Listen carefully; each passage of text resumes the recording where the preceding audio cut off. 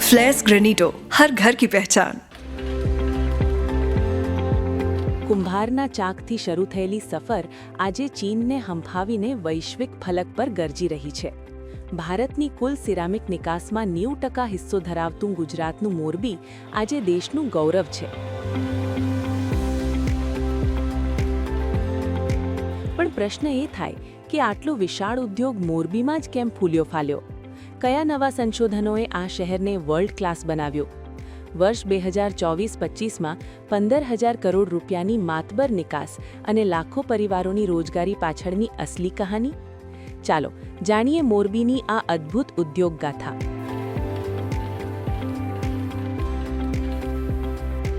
મોરબી આજે માત્ર એક શહેર નથી, પરંતુ વિશ્વનું બીજું સૌથી મોટું સિરામિક ક્લસ્ટર છે.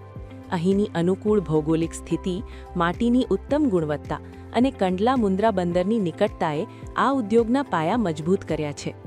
વર્ષ 2024-25 દરમિયાન મોરબીએ અમેરિકા, ફ્રાન્સ અને જર્મની જેવા વિકસિત દેશોમાં અંદાજે 15,000 કરોડ રૂપિયાની પ્રોડક્ટ્સ નિકાસ કરી વૈશ્વિક બજારમાં ભારતનું વર્ચસ્વ સાબિત કર્યું છે.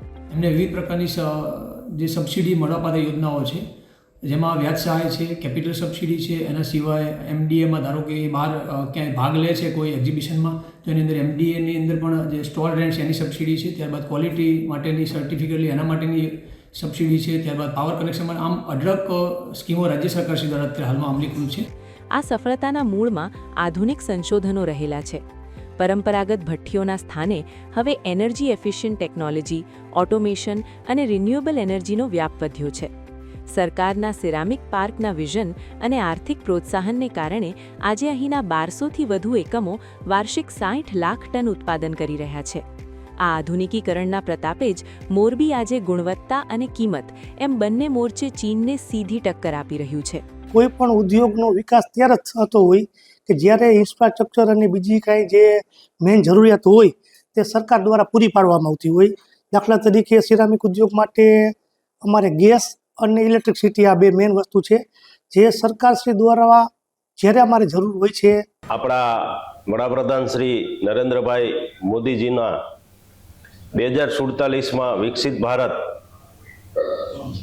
ભારત બનાવવાની જે સંકલ્પ કર્યો છે, એમાં સિરામિક ઉદ્યોગ પૂરક રૂપે થવા જઈ રહ્યો છે.